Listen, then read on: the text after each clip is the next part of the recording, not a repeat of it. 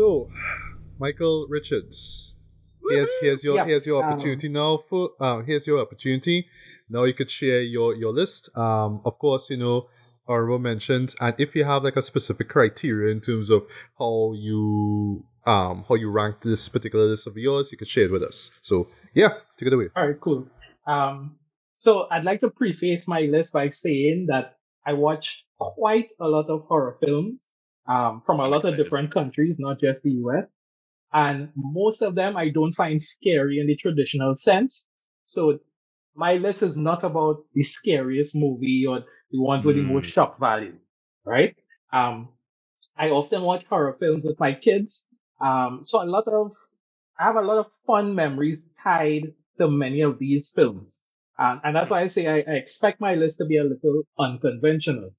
Um, so my list is basically based on those that have impacted me either in terms of story or inventiveness or the general lingering feeling that you're left with after you watch them. That's the stuff that I rank higher, right? So it may not match other people's list because some movies that might be popular may not have really impacted me personally. All right. So yeah. So before I go forward, the other thing I would say is it was really freaking hard to narrow this list down. Because like I said, I watch a lot of movies. I actually have a top 100, right? I'm not gonna bore you with the whole 100, but I have a top 100 films. And I'll just give a few of my honorable mentions. So to start off with, we have Weapons Okay. from I 2025, Nice. right? Yeah. Solid movie. Yeah. I didn't expect it to be as entertaining as it was. boy. But there's this one moment in particular with a car and a door. And you don't see what's happening, you hear it. And that is one of the most effective scenes I have seen in a horror film in a long while.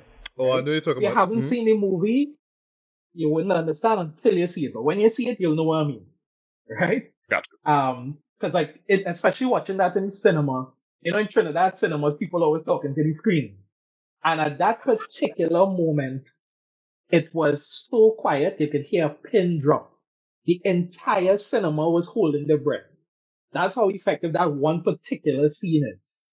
And when you look at it, it's technically a comical scene to a point, but it's quite effective. So I had to drop this as one of my honorable mentions.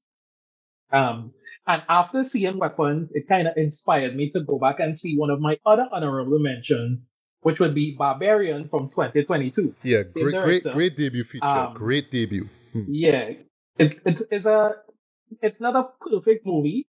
There are some liberties that are taken coming down to the ending of the story, but it's an interesting premise and an interesting way of showing the story, following multiple characters and different perspectives.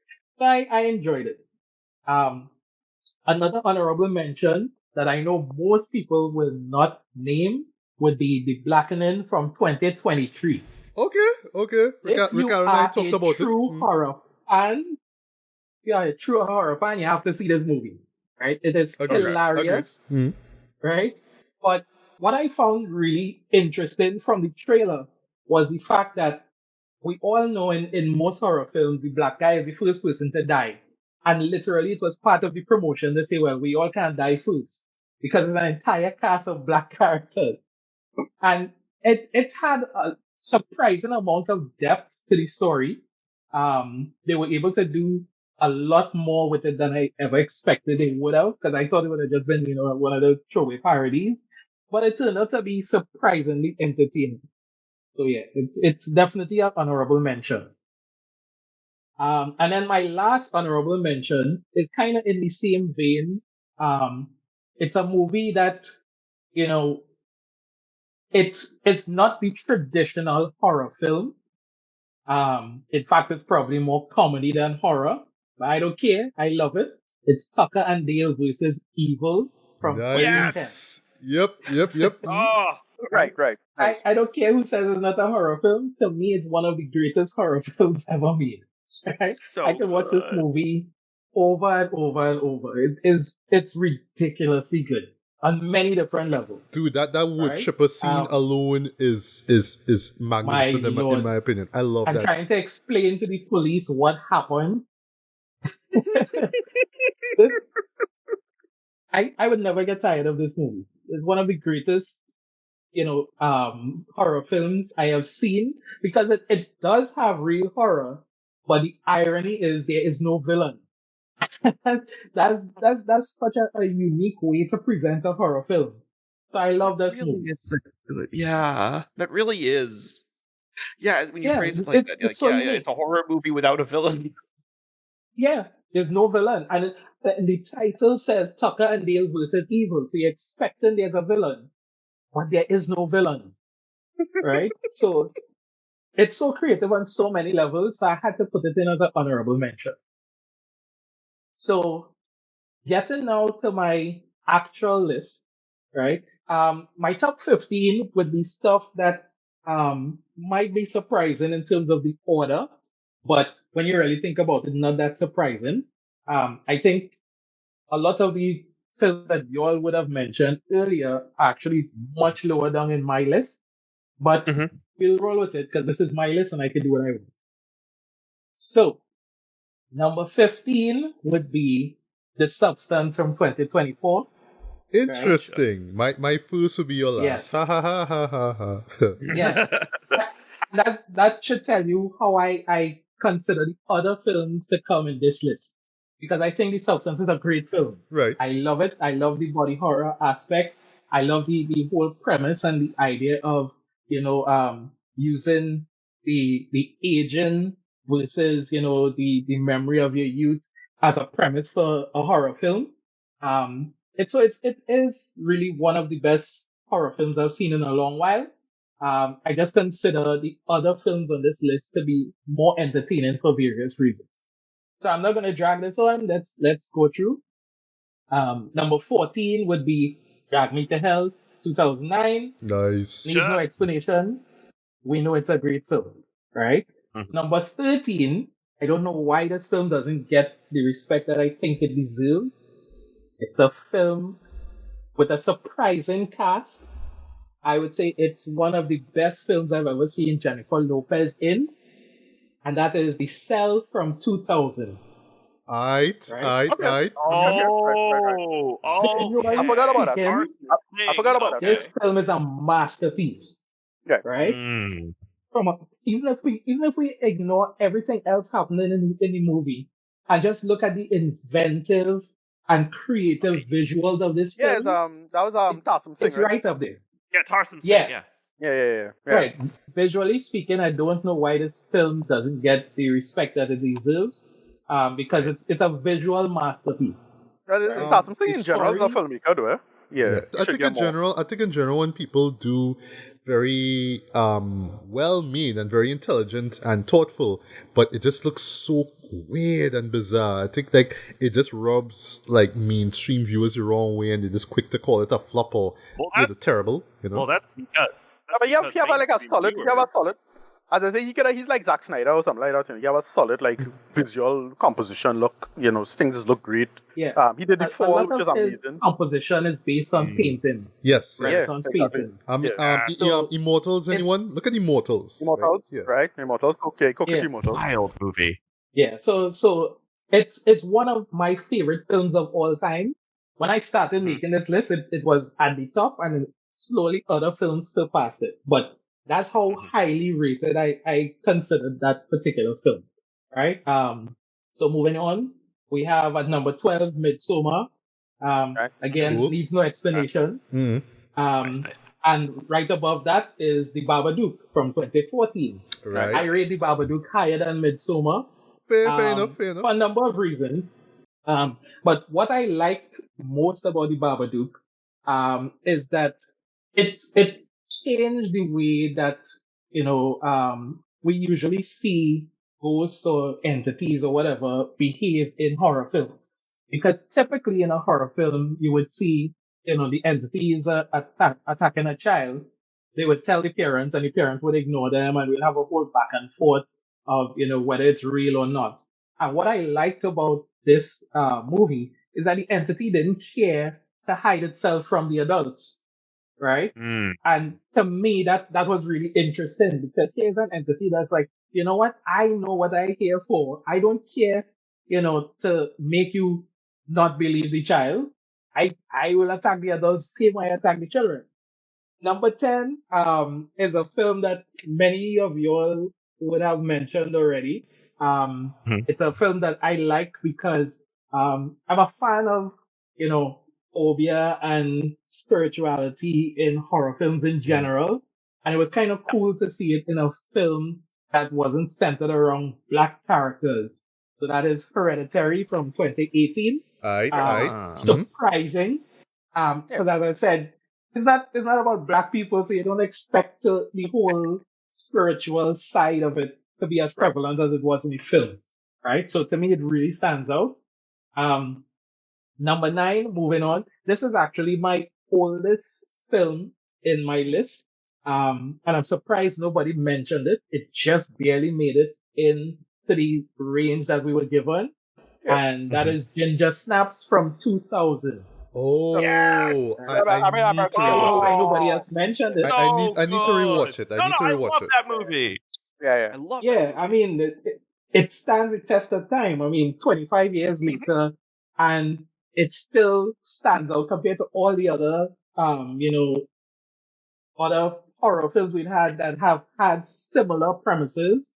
But yeah, it's Yes. just something about it where it feels, for lack of a better term, more believable, right? There's a certain authenticity to the characters and the events that, yeah, we know we're looking at something supernatural, but it feels like it could really happen. And that's really what draws me to that film, right? And staying in the realm of the spirituality for number 8, is one of my more recent films. Not the most recent, but one of the more recent films on my list, which is Talk to Me from 2023. Alright, cool, cool, Um, cool. Yeah. Again, what I like most about horror films is their ability to, use these supernatural elements to illustrate something ordinary. And Talk to Me essentially is about drug use, Right. but the drug is communing with spirits.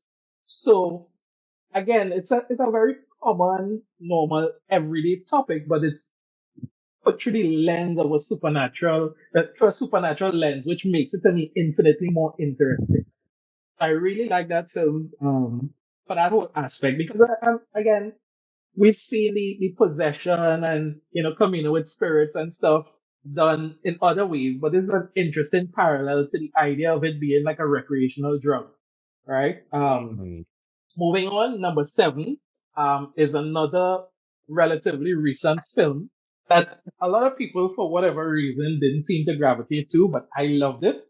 That's The Last Voyage of the Demeter from Right. 2023. Right. Uh-huh. To That was hard. me, Yeah. this That was is hard. what That was hard. a vampire should be. Right. It is the most badass vampire I've seen in a long while, Right. right? Um, I kind of get fed up over the years of, the pretty boy vampires, and it's like, oh, sunlight, and they run and hide, and that kind of bullshit. I like the fact that in this movie, Dracula was Dracula. Yeah. He's a predator, and he don't give a shit. Nothing you can do about it. I in control. Right. So yeah, so that's really one of my all-time favorites.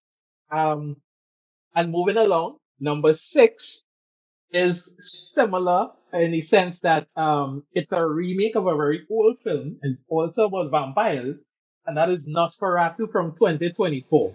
Yep. Right. Yep. This movie is unapologetically stylish in ways that I never thought Hollywood could still do. Mike, if, Right? if I can interrupt here, right? Look, this movie in its opening sequence had the goal, right? Slight spoiler for those who haven't seen it, had the goal to have a subtitle from, Orlok himself, right? Be on top of the Yeah. screen. I saw that on big screen. I was like, all right, Robert. Yes, I love Yeah, this. I love this. this movie was like, you know what? We're leaning into it. My thing in this movie is how thirsty this man is in this movie. Boy, from the very beginning, you know, I'm like, wow, it wow, works. wow, It really? works. Yeah, totally work. It's like he's a character that you don't see often, where he is completely in control until he loses control because of a woman. But at the end of the day, it's like he has a presence. Even when he's not on screen, he has a presence. And that's what I love about this film. Is like, to me, this is what vampires should be. And again, it's a remake of a very old film, probably one of the oldest horror films ever made from 1922. But it was so well done, and it's Yeah. unapologetically stylish. It's like, And we it know the also, source material. yeah, it also draws from, because there actually was a remake that came long time. That's from Werner Herzog. That's Nosferatu the Vampire. In the 70s, yeah. Yeah, Right, 1979. yeah. So I'll say without spoiling much, the moment with the rats on the street, that's from Werner's film. That's where they got the idea from. Yeah. Right. But that's what I'm saying. It's a film that leans into what it's supposed to be. It knows it's not the typical horror film. It was a breath of fresh air for me because, I mean, as I said, I get fed up of the way vampires have been portrayed, recently. With this kind of pretty boy vampire thing. We're not on that, right? So Nosferatu is another one of the great vampire films for me, Yeah, if I could just say right? one last thing before you move forward, though, just because I love the film as well too. The voice that Orlok has, though, I love Yeah. that voice. How Oh my god. just so creepy it is, though. I love that. I love that. Yeah. Yeah, that's what I'm saying. It's like it feels old and ancient, and that's what it should be, right? It's like we're not dealing with this vampire who has lived all these years and trying to fit in. Don't give a shit about fitting in, right? He is who he is, and that's why I like it. All right. Okay, so quickly moving on into my top five. And I'll say that for my top five, there are some films in here that are parts of franchises, and for the sake of brevity, I decided to group the franchises together. Right. Yeah, that makes sense. So That makes sense. instead of Yeah. individual, because some of these films are really as strong as the body of work that surrounds it, right? But number five is a film that I really love, again because of the spirituality and the kind of the ghostly aspect of it, is The Exorcism of Emily Rose from 2005. I Ooh. haven't seen that Which in I years. believe But wow. is based on a true story, right? I think so. If I'm That not was the mistaken. sell of it. It is so shocking, even though Yeah. it's based on true events. Yeah. Right. I don't know how true the events were or what liberties they took, but Right. damn fine movie. But yeah, I really, really like that movie. This is another one of those movies I could revisit time and time again. Even when you know what's going on and you're expecting certain things, it still has that kind of visceral effect on it. Moving forward to number four. Now I am not a person who gets turned off by blood and gore. Shock value doesn't really mean anything to me. I've seen things that people wouldn't believe, so I'm not easily disgusted. Um, Although I hated the human centipede, but Right. that's another story. But number four on this list is a film that I'm surprised wasn't brought up more in this conversation. Is Raw from 2016. Right. That was on my list. Right? Yeah. I mentioned The that. whole idea of a vegan, forcing herself to eat meat, and then what that leads to, Yeah. again, it is not gore for the sake of gore, and it's not actually that gory when you think about it. But there are moments in there that hit you in a way that, defies explanation, right? I mean, I'm not a vegan, Right. but Mhm. I mean, there's some things in there I was like, wow, boy, I don't know if I could deal with that in real life. Yeah. You know? It does a great explanation also at the ending especially. Yeah, that was Yeah. my honorable mentions. Yeah. Yeah, so to me, it's one of my all-time favorites, right? So now we into the top three. Now, my number three film here is typically the film that I would list as my number one when people ask, was your favorite horror film ever, right? And it goes back to what I was saying earlier about, when we see spirituality and stuff like that in Hollywood productions, it's typically centered around black characters. And you don't see a lot of the white people getting involved with that side of things, except on a surface level. And that's part of the reason why this film works for me. It's a Skeleton Key from 2005. Oh wow, The okay. whole Oldie idea but goodie, oldie of but a goodie. white person interfering and sticking their nose in things they don't understand and getting themselves into trouble, that works Yeah, for boy. me on so many different levels, right? Because this is a film where, the protagonist could have saved herself really early on by just minding her damn business. Right. Literally. But you kind of walked into it because like how they say, in most horror films, when you hear a Yeah, strange noise, the yeah, black people will run away and the white people will be like, "What's that? Let's go and right. investigate." That's what this movie is.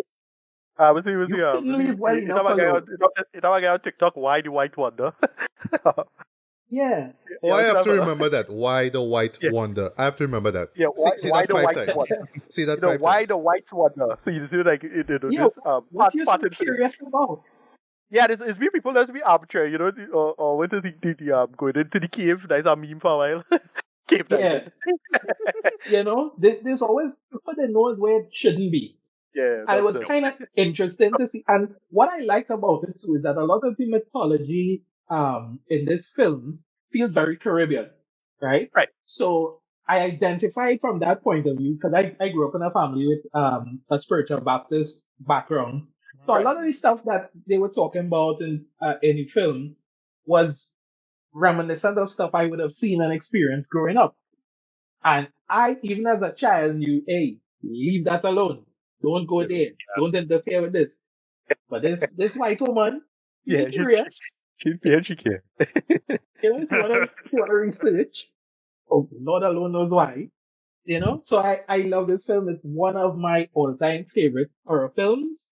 I will always love this film.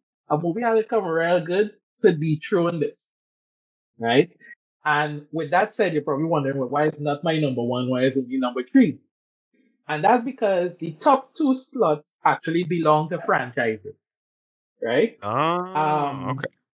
try as I might, I couldn't leave these out because they have staying power. So my number two would be The Conjuring, which started in 2013 Mm-hmm. Right. and is still going strong till today. You can't Right. argue with the body of work put down in the main Conjuring universe, not we don't care about the none and them side quests, right? But the main Conjuring films have been consistently entertaining on many levels. And it's another thing too where it says it's based on true stories. We know it's a lot of liberties were taken, but I Yeah, don't yeah. care. It's entertaining, right? Right. It's really entertaining. You can't deny it. And like I said, even now, I mean, it recently I haven't seen the latest one as yet. I definitely want to go and see it. But The Conjuring as a franchise is one of those genre defining series that its impact on horror in general cannot be denied. Right? It is truly one of the greatest sequence series of horror films over the past 25 years. Right? You And know, it kind of with that reminds in me. You mind, know, it kind of reminds me of oddly uh-huh. stuff like from what we associate from like the late 70s to 80s, stuff like Amityville or like with the It has a Amityville horror and cult stuff like quality to it. Right. There were Poltergeist. a lot of like urban mythology around it, but most Right. of it is bullshit. And you can go back and forth Yeah. about it. Yeah. Like it feels like Yeah. Conjuring is like a resurgence of those franchises, right? That some built around something spiritual, something very dark and terrifying, something like that. Yeah. And the other thing about the Conjuring series is the creative skills that they have, right? There's always in every Conjuring film, there's always at least one scene with something that you've never seen before. And that's why I like it. It's like you're guaranteed that you're going to see at least one new thing in this film that no other horror film has done. And to continually do that over a series of films is not an easy task, right? So yeah, I definitely give it the props, right? Which is why it's number 2 on my list. And then my number 1 is the only franchise that I could think of that could surpass the impact of The Conjuring, and that is Final Destination, which began in 2000. Really? I knew it. I knew it was going to be Final Destination. I knew it. No one can deny Right. the impact that Final Destination has had on a generation. Right. See. Right? Listen, Nobody listen, drives I behind mean, trucks. the truck with the logs is a classic. Of, Like, of admit course, that, of course. Yeah. Final Destination 2 scarred many Yeah, millennials. Many millennials. So, Exactly. yeah. For real. Eh? Yeah. I mean, it was so bad that even in the latest Final Destination, which is excellent, by the way, they Right, played heavily on that where, Yes. we all remember that scene and they keep hinting at it throughout the film. It's like, hey, whoops, anxious enough. Relax. Cage lanes one time. You understand? And side note, I actually have a friend whose mother died like that in real life, Wow. right? Oh, God. Where she was impaled by some stuff falling off of a truck. So every time I am driving on the highway and I see a truck pull in front of me, I change lanes. I'm not going through that, right? This movie will forever be in my mind. There's no movie that will dethrone it, right? And again, there have been some highs and lows in the various installments. Right. But I think, especially with the latest one, they return to form and the level is still consistent enough that it beats out a lot of other films in the genre. Right. The only other thing is that there are a number of films that you all would have mentioned, some that were not mentioned that I also highly rate. But like I said, getting this list down to 15 was torturous, right? I know. There's some films here I would really my like to talk God. about, but they're not in the top 15. Like Train to Busan is number 16 for me, right? Ah! So there are lots of great films that I haven't even mentioned that probably a lot of people haven't seen. But yeah, when we're talking about the best with the staying power and the longevity of these films, I think these 15 that I've mentioned are probably the ones that stick most in my mind. But like I said, I watch a lot of horror films, so I actually have a top 100, and yeah, I could have probably fit more than 100 films on the list if given the opportunity. Right.